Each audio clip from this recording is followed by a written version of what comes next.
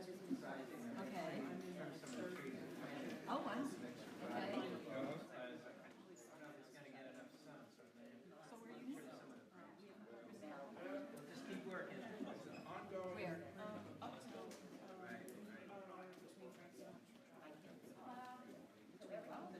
Labor of I was love. at 7th and Blue. So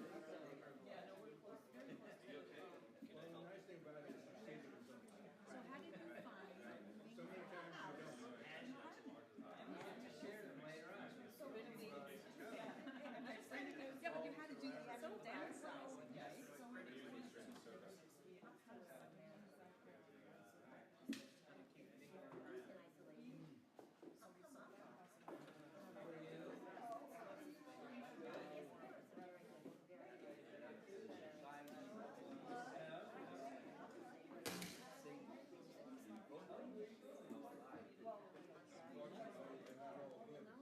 Yeah. it's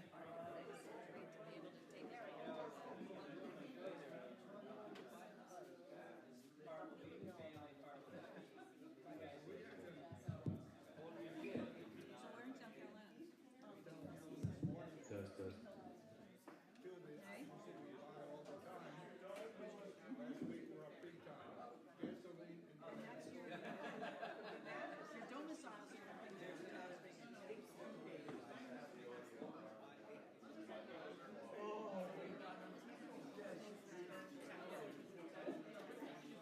Yes. Okay. It's a full-time home. It's a year-round home.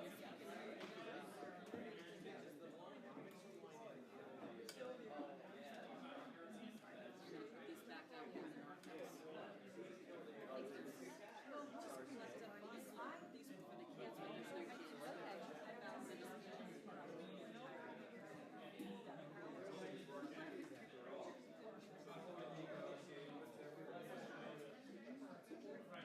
use their kids. Okay.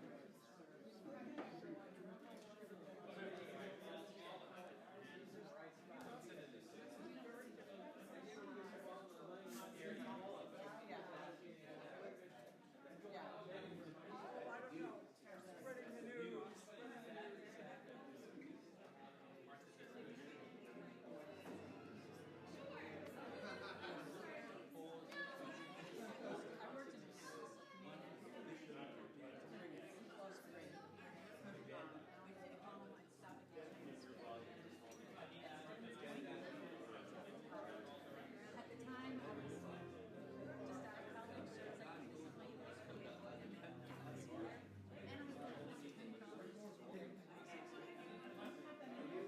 like, right.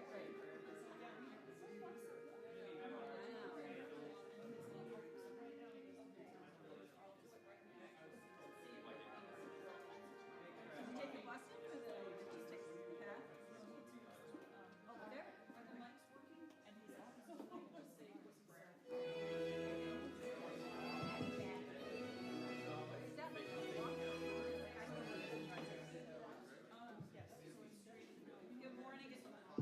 Good morning, everyone. Good morning. I know that you're all eating already, but I am just going to say a very quick prayer over the food.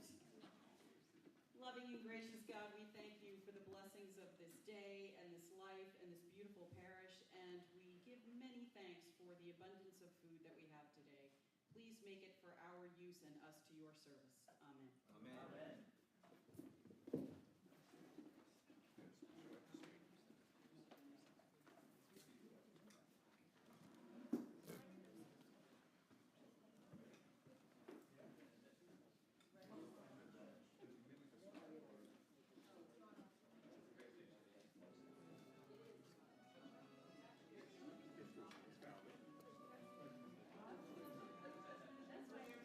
That's right, they're a quarter of the way through that bachelor.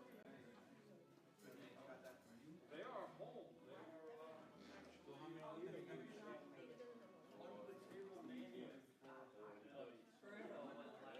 we came to Chatham in 1974. And we've been here ever since. Well, we did 2 years in Kansas, but other than that,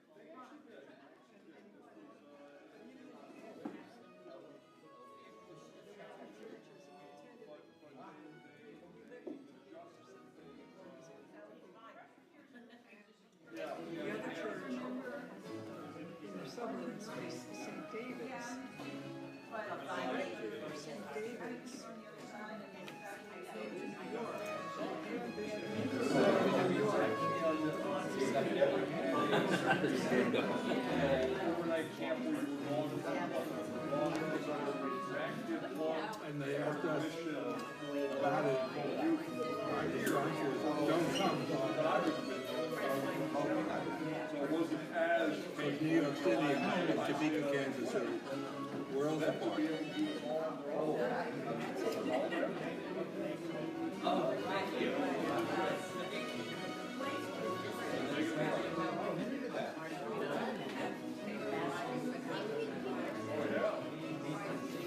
Very, very impressed. Background, all around these people.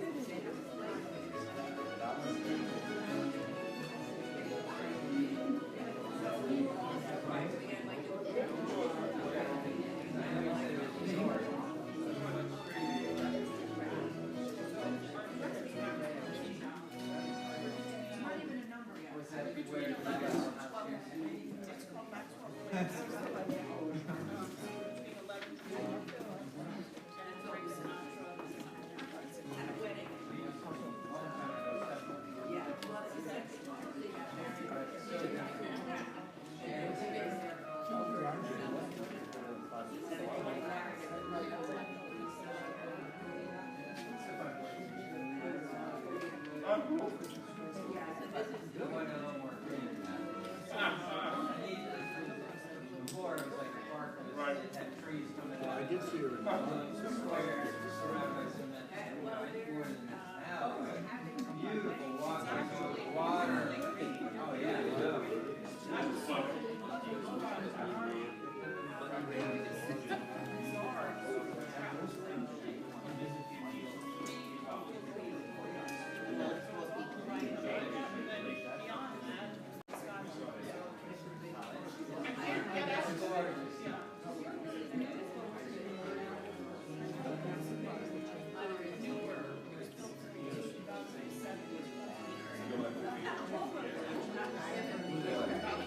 Yes, I was looking.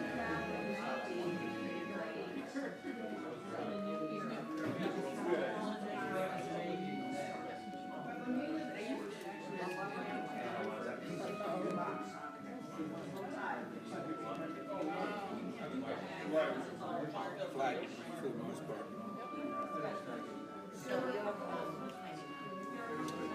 Almost like $2,500. Which, considering what the year was like. Yes. Oh, but this I didn't realize. They don't hold individual equities. The equity is sold and the funds are transferred out of the portfolio and into the parish banking account.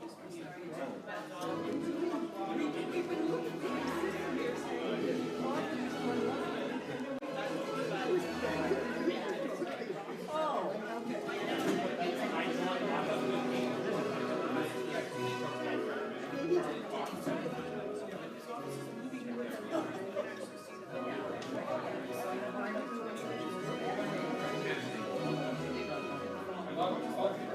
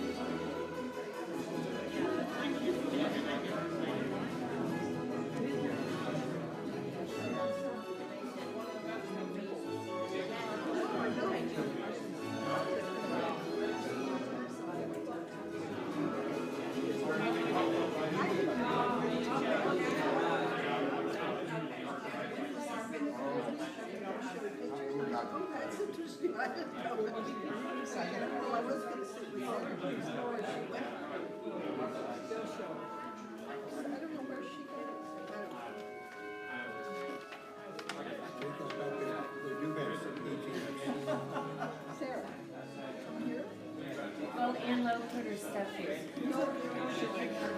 And love.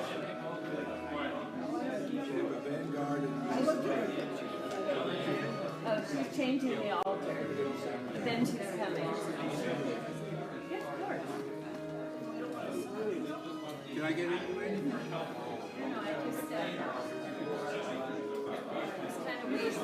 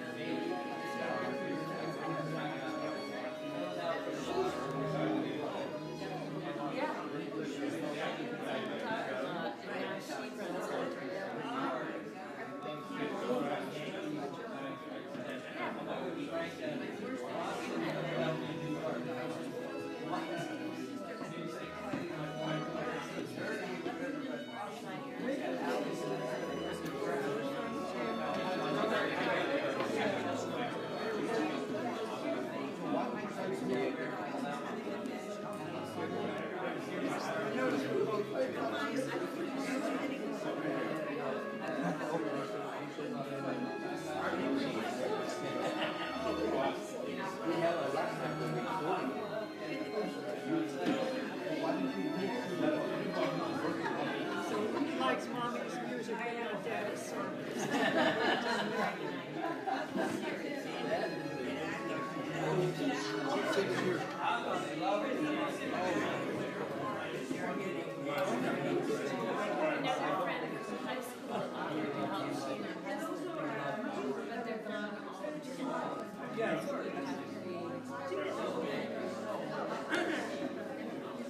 I know Tim does, yeah.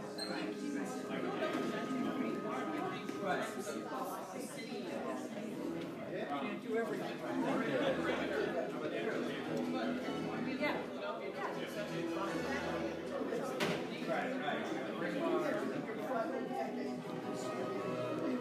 You're allowed. Take your time.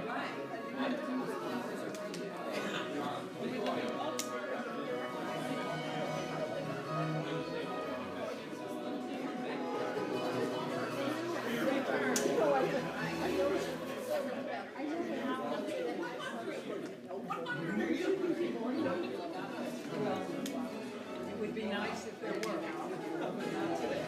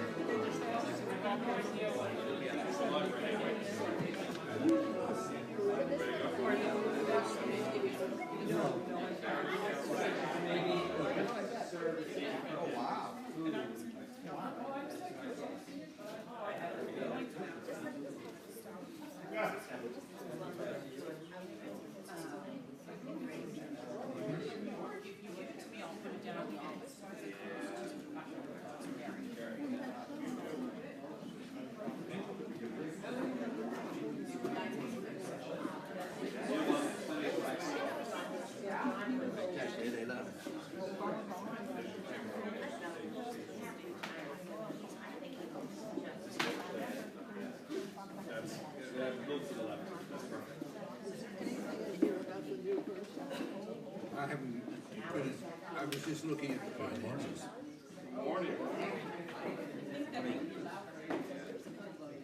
Simon, can you turn it up a little?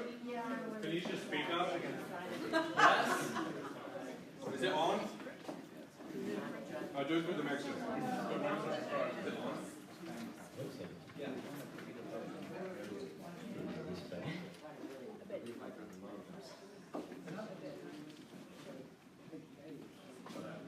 What uses your wife? Is this one? Come over. That's my Sunday requirement. Oh, my. That sounds better. I mean, they're okay, but they're not quite up to your white caliber. But they do have ventilation. What is that? Yes. You have socks on and I don't know. Yeah, and socks inside. This is church. Sound good? Good morning. Morning. I am Eric Lavender, Senior Warden and your Master of Ceremony this morning for our 3-hour annual meeting.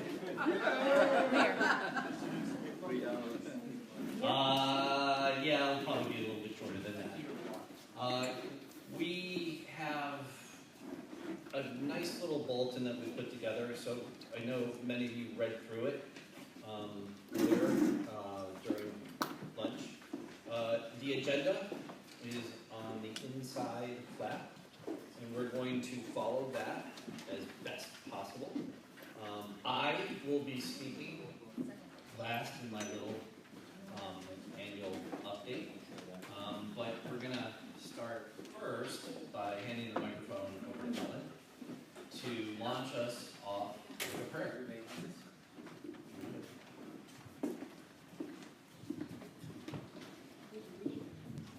Let us pray. Merciful and loving God, we thank you for all the gifts that you have given to St. Paul's. We thank you for every person in this room today and all of those who are a part of this parish who could not be with us.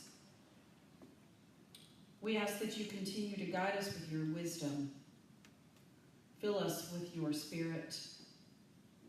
Continue to give us as many blessings as possible so that we can bless your people in the world. We ask that you bless this meeting, the new vestry members, our current vestry members, our wardens, our staff, and hold us up. Give us the strength and all the resilience and blessings to make the next year more beautiful than ever at St. Paul's. In your name we pray. Amen. Thank you. I'm sorry. Okay, now I need somebody to do the most important thing for today, which is take the minutes. At this time, where's Anne? Anne has been our clerk on the vestry, and another one of her incredible talents is making cookies. So those cookies back there are Anne's. Please. But I do need a volunteer, unpaid, to take notes today for the decisions, and it really just needs to be bullet points. It doesn't need to be a comprehensive treatise. So is anybody able to jot down? Chris. Thank you, Mr. Johnson. And Chris does an amazing amount of work around here, so it's no surprise. It leads in. Okay, so clerk is duly appointed. We are racing through our agenda here. Now we recognize our outgoing vestry members. So I know Mary is here. So, oh, there you are, Mary. Wait, Mary, you're still there. You want to kick me off? No. Phil Engel. And Steve, I know. Bye, Steve. Steve is in the back here.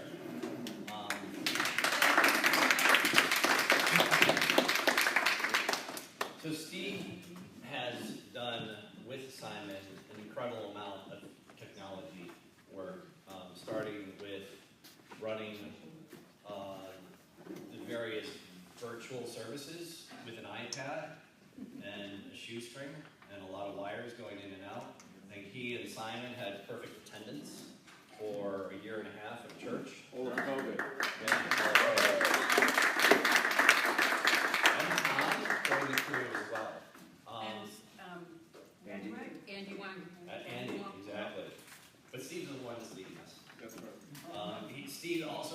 transition on to not everybody loves the Teams environment on Microsoft during the pandemic, and answered a plethora of questions at any time of the day about how to use it.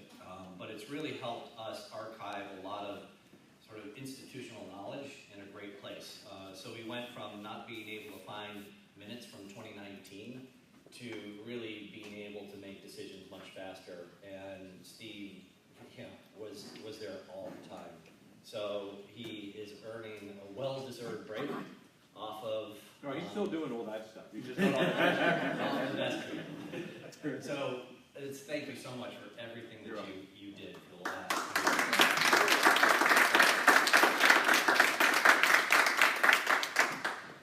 Phil, if you're listening, virtually, thank you for everything that you've done.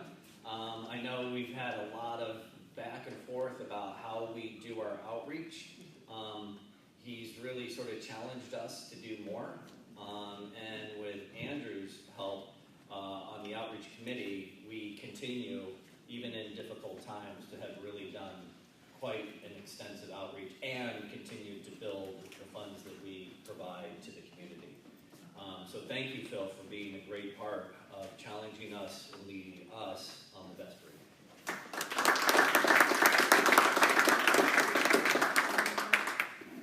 Yeah, I think that's just those two. Normally we have three, but we've had a few people roll up early from moves and others. So we are done thanking the vestry members who have served. The rest, you're locked in, including you, Mary. All right, continuing to race through this. Election of vestry, and I guess senior warden. I'm elected again. Or am I elected? No, you're last time. I'm this time. You need to be elected. So, where is the switch? Yeah, thank you. So, for, yet again, a 2-year term, Mr. Simon Mason, Junior Warden.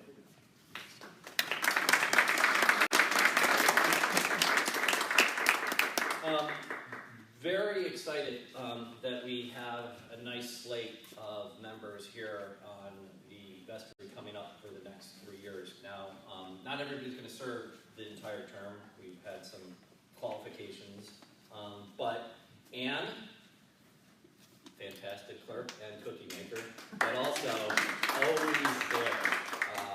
And thank you so much for everything you've done, and thank you for coming back. We really, really enjoy having you. Jennifer Curry, who is not here. I last saw her at George's ordination on Monday. Her father's memorial service was in Michigan yesterday. Oh, that's why she couldn't right, be here today. right. I think I did know that. Yes, So. yes. So please keep her in your prayers as well. She laid to rest her father yesterday. But she is locked and loaded, ready to come back on the vestry, and will be a great source of inspiration and drive. So we're really looking forward to having her on the vestry. This next person I'm so excited to have on the vestry. Shirley Wu, who is right back.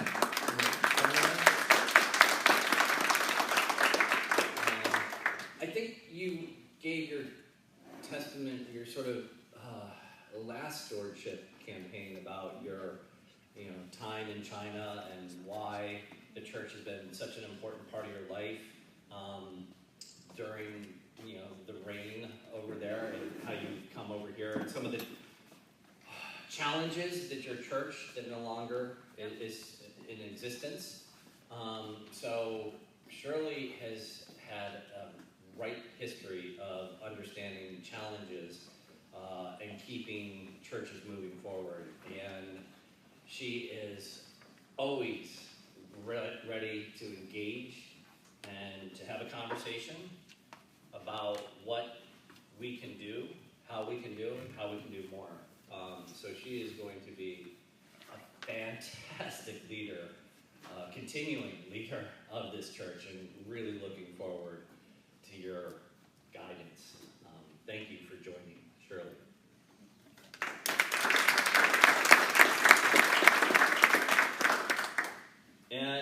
may know this last woman. Her name is Barbara, but you probably know her because she has two of the cutest boys that run around the church that just are a breath of fresh air, reinvigorating the youth of our church, and they show up all the time. Not here today, that's fine. They were away today. But they are really going to be sort of, I think, a foundation of this church for decades to come. So just absolutely ecstatic to have her on the vestry as well. And Shirley and Barbara were both on the transition committee and really challenged a lot of the thinking of where we want to go, the drive that we want from our next priest in charge. So I think that insight, her guidance, her thought really will put her on the vestry coming up in a great place. So thank you, Barbara, as well.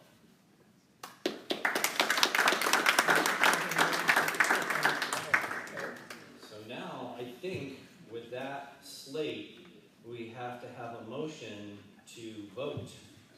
And I so move. Helen moves, seconded by a lot of people. Mary Foster. Mary Foster, vestry member. I second. Your wife seconds. Kabuto. Kaboti. Okay.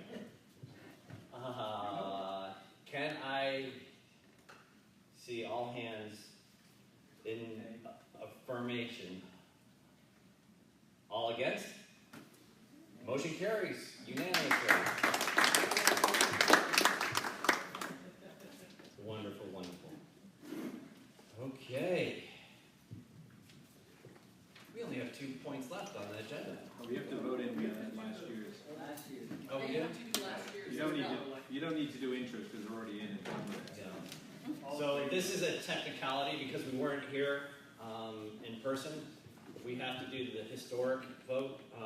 So basically, everybody, including Steve and Phil, who have left, if you so approve to have that slate from last year, who were Eric, Sarah, Mary, and Chris. me, No, we said no. Now what happens Sarah, now? Mary, who's still here, and Chris, who is taking the minutes. Can I get a motion? And my junior warden renewal. Oh, you were renewed? No, you're up for, because you were at You're the this end, year. so now you're Not coming. this year, yeah. Yeah, We so didn't, we voted you. no, we didn't announce What are you it. trying to do? Trying to get back to really fast. You didn't announce it, so just make sure the minutes reflect that. Yeah. So let's just do it for the minutes. Okay. We have duly elected Simon Mason, Junior Warden, for another term, Ann Lowe, Jennifer Curry, Shirley Wu, and Barbara Chafet for new terms of 3 years and 2, respectively, for Jennifer. And so we need to have a motion on last year's, which is a 2-year term for me, 3-year term for Sarah, Mary, and Chris. Second. I think Andrew won.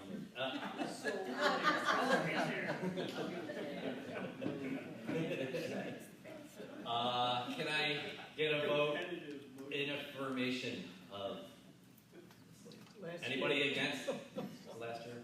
Motion carries.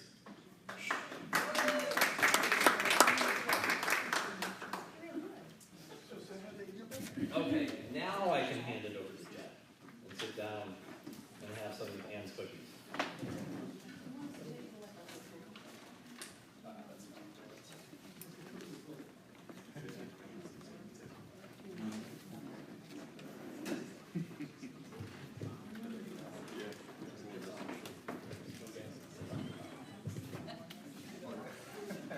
Good morning. So I'm here to give the treasurer's report. I have been the treasurer of St. Paul's for about 10 years. And every year I stand before you and I'm happy to report exciting news of elevators installed and organs purchased and lofty goals achieved. And this year I am happy to report that we have emerged successfully through the ravages of the pandemic. We faced drastic reductions in our income over the past 2 years. We get a lot of funding from all the groups that rent this facility. It's over $100,000 a year. And those groups were shut down, had to close their doors, and they stopped paying rent. So last year in 2021, in early summer, we started to see that revenue resume. We also faced a large reduction in pledge income coming from the contribution, which we thought was largely due to the fact that people weren't coming to church services in person, despite having an electronic facility for people to make contributions. But through all that, we continued our ministry. We donated money to all the groups that we said we were going to donate to. We purchased a lot of audiovisual equipment that permitted us to continue broadcasting the Sunday services. But there was principally one thing that really helped us get through, and that was from 2 Paycheck Protection Program loans from the federal government of about $101,000. And that really provided the funding to keep us going. Fortunately, we were able to apply for forgiveness of those loans, so we won't be required to pay them back. So that was a wonderful gift of over $101,000. So if you look at the financial statement, which is in your program, you'll see that in 2021, we actually had a surplus of over $6,000. That, however, reflects this PPP loan, which is on the second line of general purpose income other. So without that loan, we would have had a deficit of about $95,000. In fact, we've had a deficit over the past 3 years. In 2020, we had a deficit of about $25,000, and in 2019, we had a small deficit of $8,000.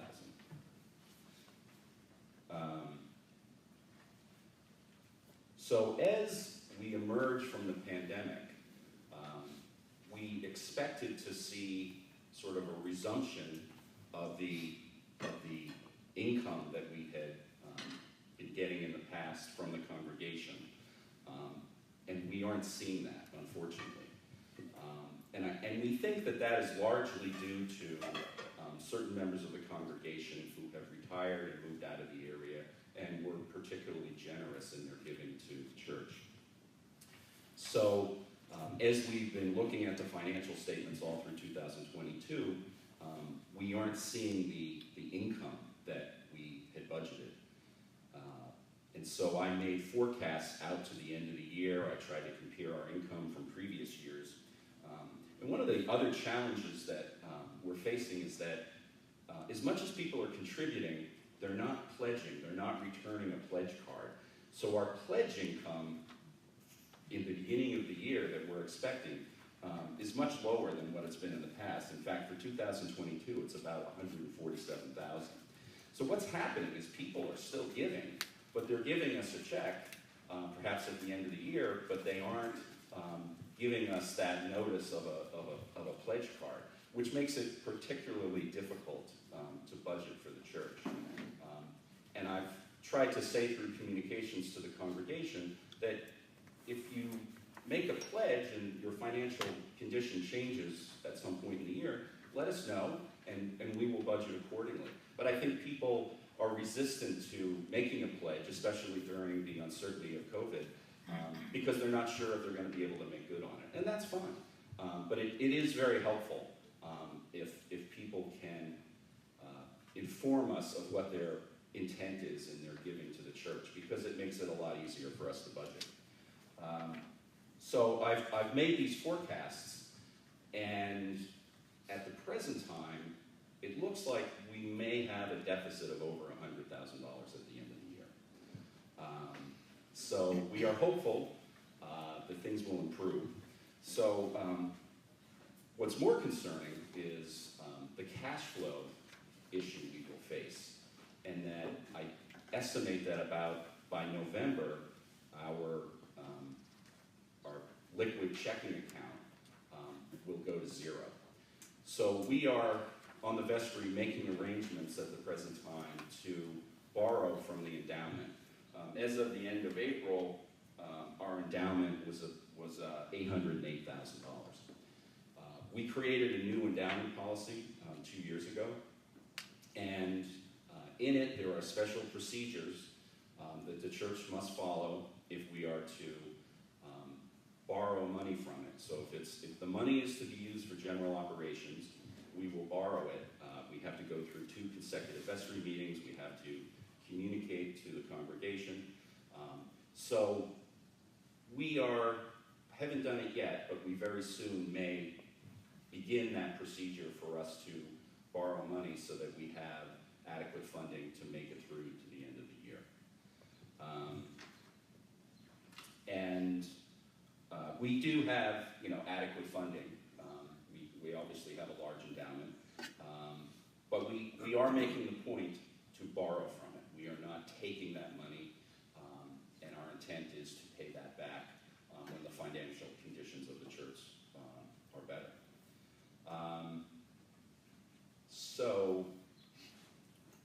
That is all I have to report on the financial statements. Does anybody have any questions? Yes.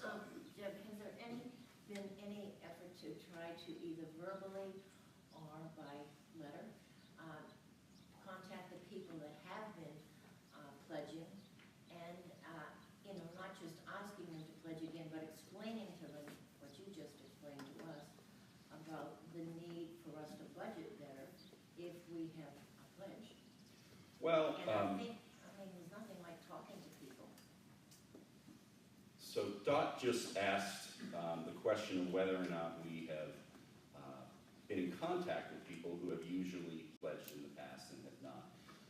We have not done that. I personally do not see any of that information, the pledges.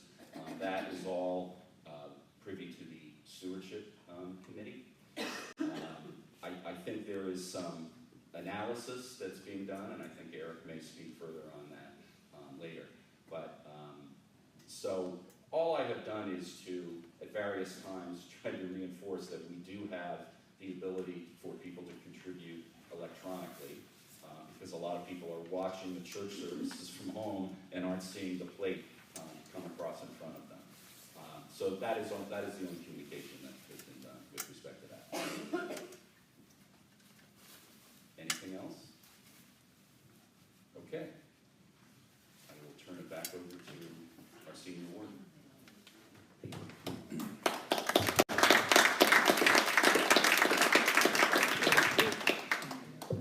Thanks, Jed. And Jed has done this 10 years, and we've spent a lot of time going over many numbers, many figures, many forecasts, and cash flows. I am privy to the folks that pledge, and thank you to each and every one of you.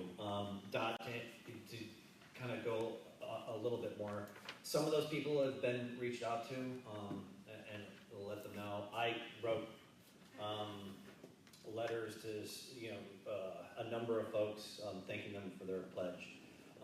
But Phil and I have talked about this as well, and given the situation about our checking account going towards zero in November, he and I are probably going to reach out to a number of folks over the summer months and let them know what's happening, have that conversation. So we have plans, and I think that's what Jed was talking about when we said we're doing that analysis and going to go forward to it.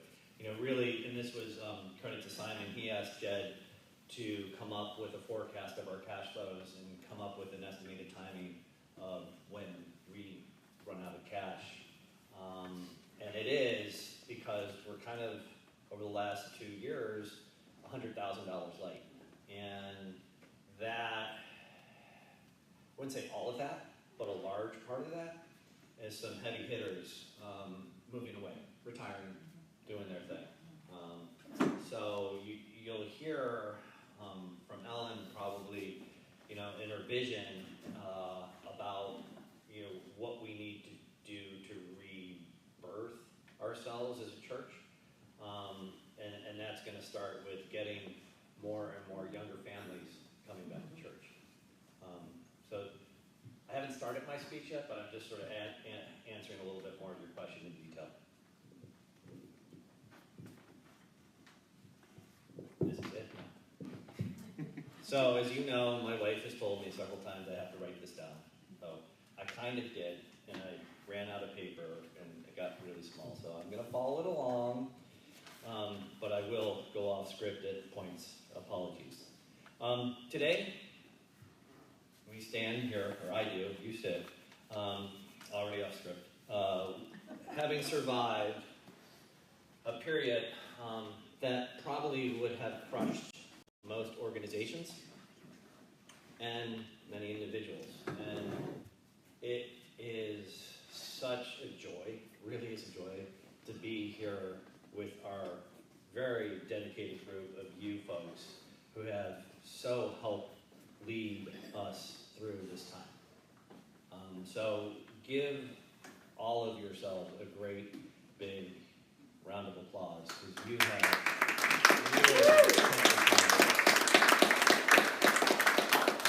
really big thank you.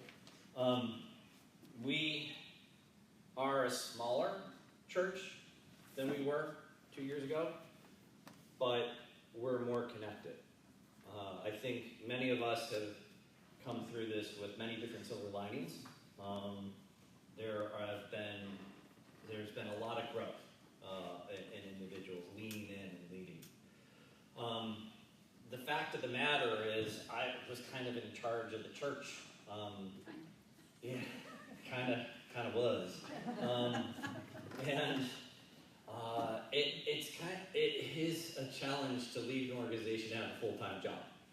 And I think that what I try to do, and maybe successfully, maybe not, is get our staff and our interim, our priest and residents to take more and more of a lead. And I also asked our vestry to take more and more of a lead. Particularly Chris and Tom had done a tremendous amount of work keeping the lights on, literally, in this building. Chris and Tom have done a lot of work on looking at the carpet coming in, but they've also, taken down trees and just make sure so much that breaks in this facility keeps going. So the vestry has been excellent leading this church during this period, and it's been a challenge. I mean, look, we've had to sit, my fault, at times for hours on a Wednesday, third Wednesday of the month, just trying to figure out what to do next. And Simon then took over Sergeant of Arms, and now it's down to about 2 hours. So a tremendous thanks to the vestry, all of you. I know we've thanked the outgoing members, but the incoming members, you got a big job ahead of you. Transition committee, Sarah's here, the vestry liaison on the transition committee. I already talked about Shirley, who's here, and many others. Frank was critical on the transition committee, but it was led by Jim Mallow. And those folks really grilled the 3 candidates that we had for our next priest in charge. And I'll follow up a little bit more on that, but they took their roles tremendously seriously. They also had a great multi-generational group of folks there that were all very, very involved in the entire process. So great thanks to them too. Simon, junior warden-elect, again, thank you. He you always bring levity to the situation. Sometimes welcome. But how long have we known each other? Doing this. Oh, he's keeping this going. Look, thanks for everything that you have done and continue to do. It's such an important part of this church. Thank you. All right, so back on script. That was actually perfect. Now, as much as you all here is our close clan and vestry members have led before, we need you now as much as we have, and probably more, as we rebuild this. Going forward, we will be both somewhat the same, we're still here, but we're going to be different. We're going to have new families come in. Our population is slowly regrowing. We have really fun, new, interesting families. 3 new families have joined. Baptisms are rolling back in, so it's happening. But we also are missing members. And to Dot's question, we're not really sure why. We need to reach out to them and invite them back. And we need to be realistic that we have maybe lost some of our former families here. For whatever reason, that's not a sin.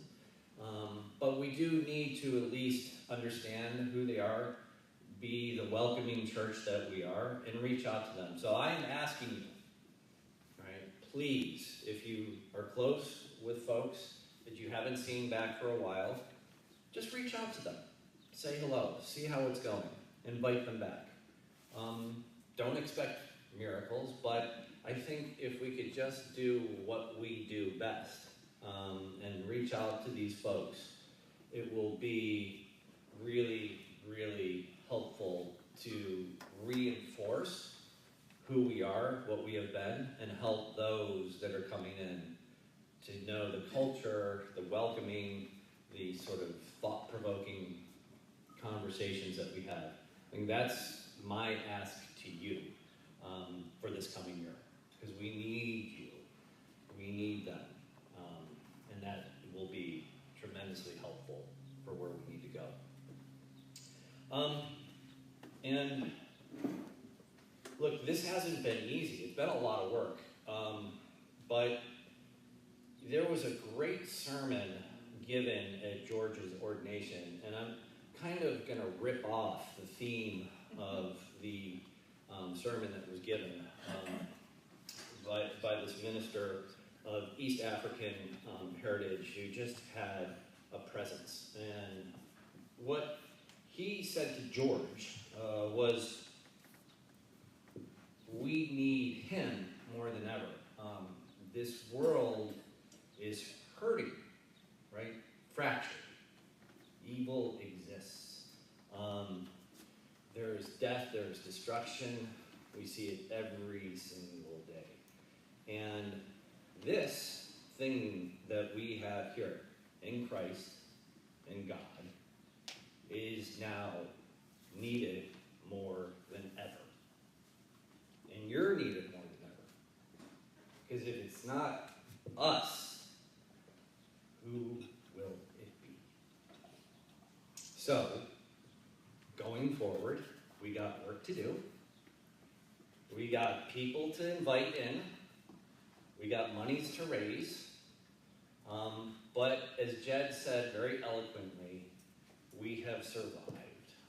And we should be very, very proud of everything that we've done. Here. Now, there's a final person that I haven't thanked enough yet, and that is Ellen. Ellen has come into our church 4 years ago as an assistant rector, right? Assistant rector. Underneath Mary, who, for those of us that work with Mary, it was wonderful in so many ways, but also, it was her way, and we kind of followed along. So when Mary departed, there was sort of an awkward moment for all of us for a lot of reasons. But for Ellen, I think we had a number of conversations where, first of all, I had to hire her. And that paperwork still isn't done. Not my fault. Not Ellen's fault. And what I challenged her is, what's your mission? Why are you doing this?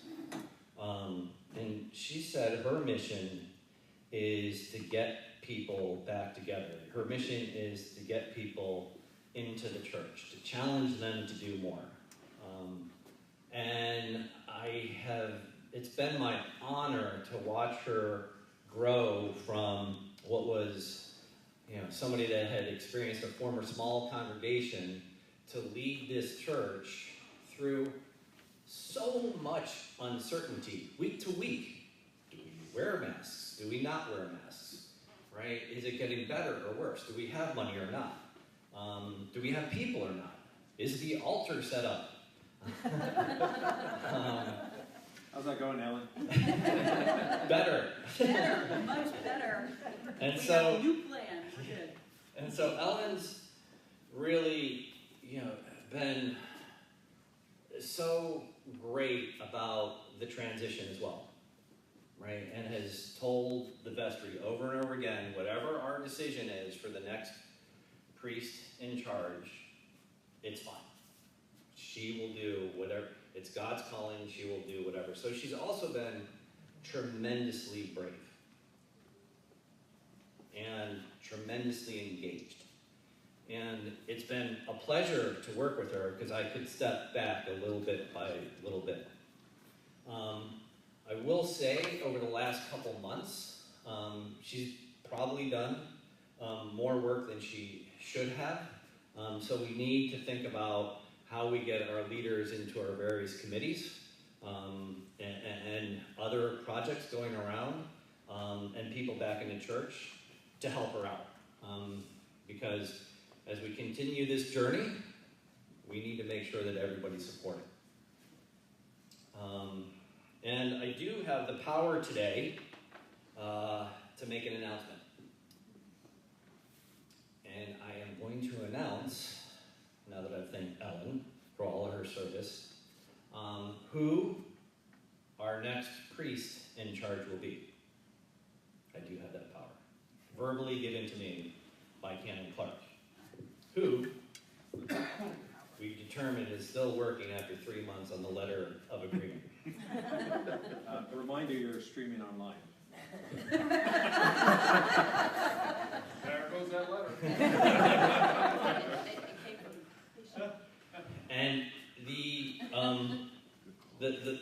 the green light came from the bishop, to be fair. And what happens is after we sign the LOA, the bishop technically formally appoints our priest in charge for what we have asked for, and she has granted a 3-year term. And then we make a decision roughly about 12 months prior to that. Do we move forward for what is a rector, which is essentially a priest for lifetime? So it's a way that the church, and I'm kind of rehashing the technicalities, but it's a way that the church, with a fewer assortment of potential priests out there, are able to manage a transition and get somebody of caliber and quality into the church. I want to go back to what the transition committee did. They interviewed 3 individuals. They grilled them. They sorted them out against what we want strategically, which is, again, everything that I kind of, and Ellen said earlier today, about where we want to go as a church growing again. There was one candidate that they said stood out head and shoulders above the other 2. So in the end, it became a pretty easy choice. And so the transition committee, and how many were on it? A dozen people or close to it? Yeah, like 10 people, I think. Yeah. Sounds about. They unanimously made a recommendation to the vestry for this new priest in charge. The vestry received that.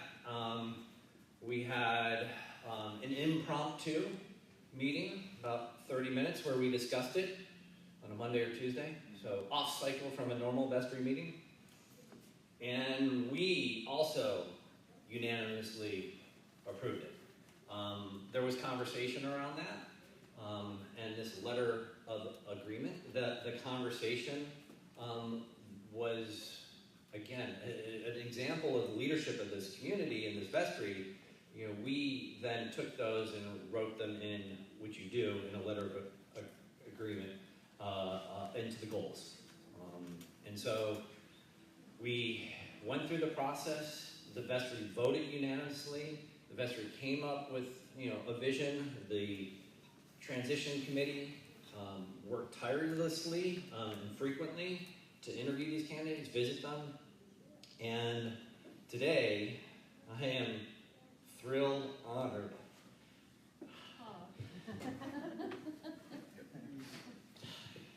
to announce that Ellen is our new priest in charge.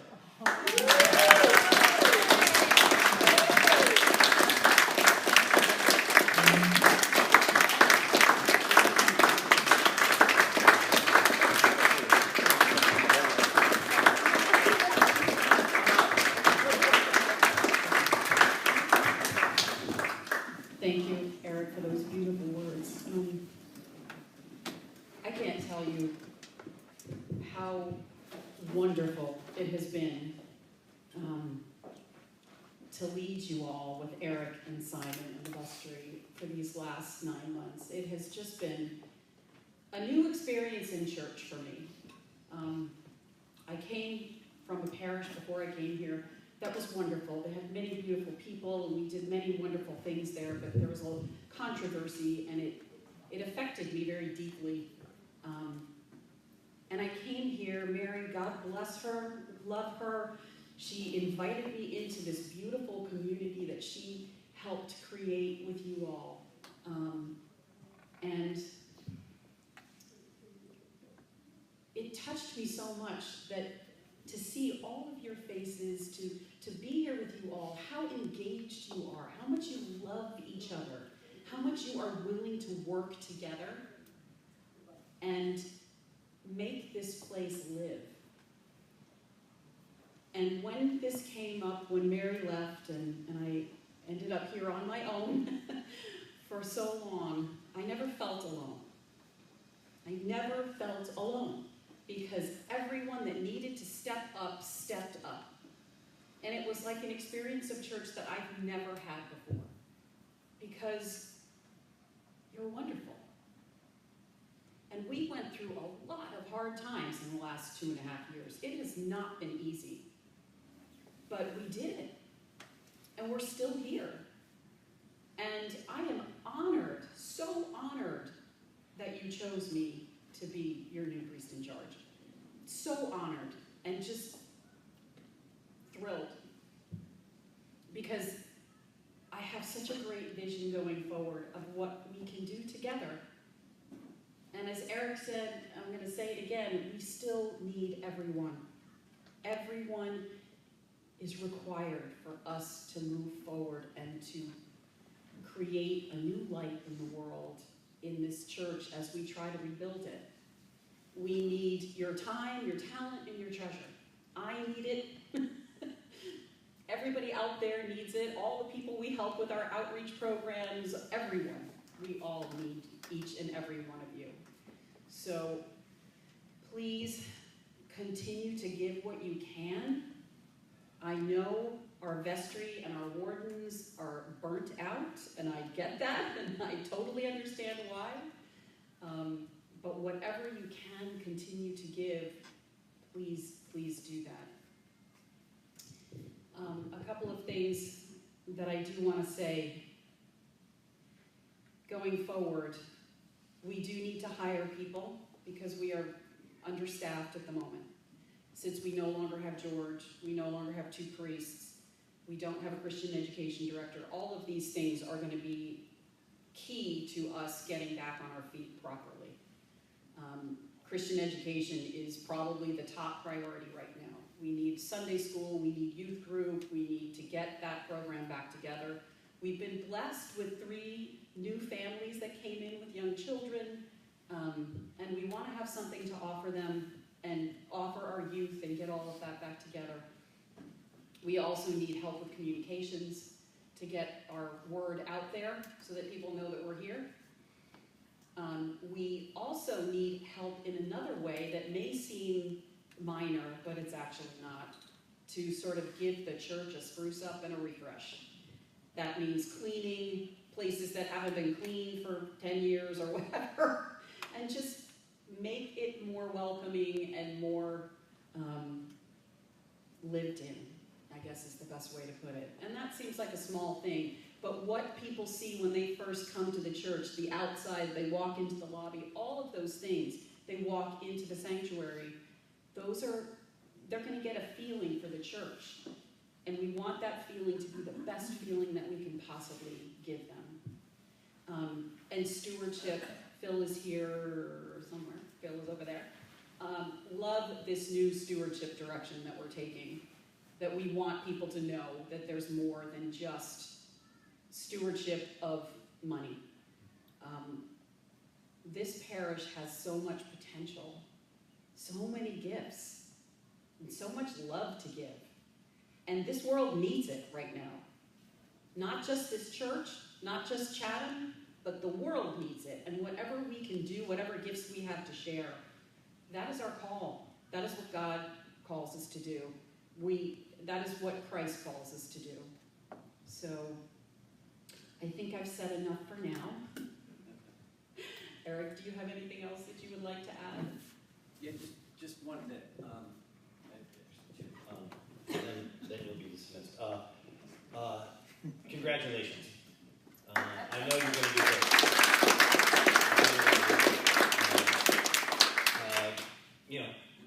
I would say, give her a chance to figure things out, but no, don't. Reach out to her. She's here, and I think she wants to hear from all of you, and she does have great ideas. So be a part of it, because if we're not going to do it, then who is? The other thing that I was woefully remiss and did have written down is, of course, to remind everybody that Simon has organized a committee, the Way Forward Committee, which is marrying the funds that we hope to eventually recoup, but also the strategy. And Pat Davidson, who still was such a critical part of my church experience here, reminded me that without one, the other doesn't work, and vice versa. So again, a call out to everybody that wants to be really a part of the next decades to come. Simon is your shepherd here. So please reach out to him and help out. But again, congratulations. It sounds like everybody here is also unanimous in their vote. You're going to do great. Let's get busy. Yeah, let's do it.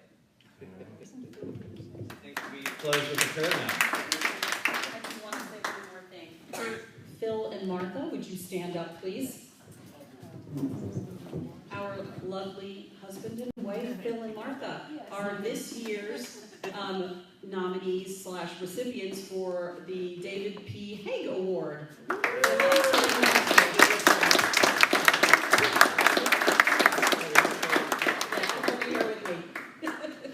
I can't thank you all enough for everything that you do and have done even at previous churches and all of your life's work. You give so much. We are so grateful for you here. So thank you. And the service is online this afternoon at 3 o'clock. You can get to it through the diocesan website. It's all virtual. They will not be present. Nobody will be present. But they will be getting their honor. Their picture will be up there, and they will be honored. So thank you so much.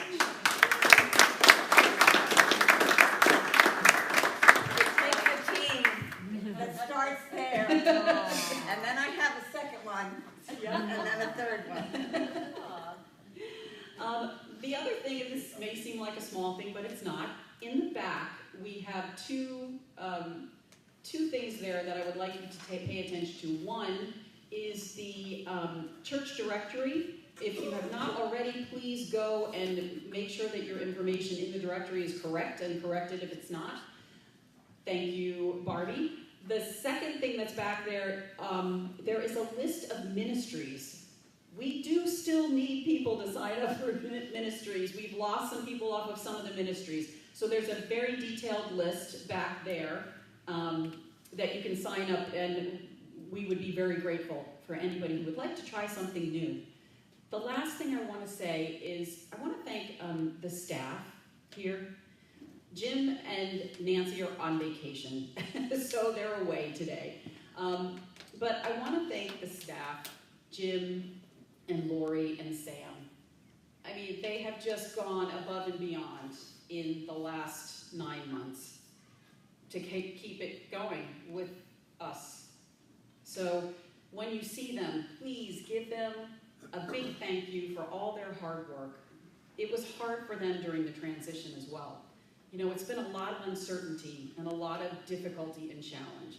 And they really have just done so much to keep this place going too. So give them all a big round of applause. So thank you, Sam. And that's it. And I just want to tell you, I'm going to get all soppy. I love you all. I love you all so much. You are just the most amazing people. And I am really, really looking forward to working with you going into the future in our new direction. So thank you.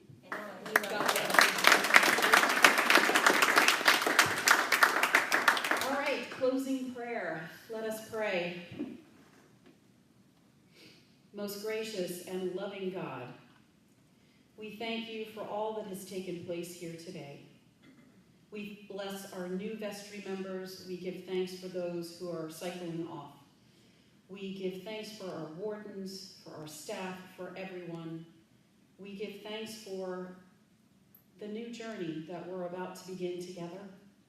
I personally give thanks for everything, for Mary and George, those who have left us, for every person in this parish and the staff and everyone. And I ask, God, that you continue to guide us and bless us with all the abundance so that we may be your true people in the world, that we may be in true unity with you in everything that we do, both individually, as a community, and as a parish. In your name we pray. Amen. Amen.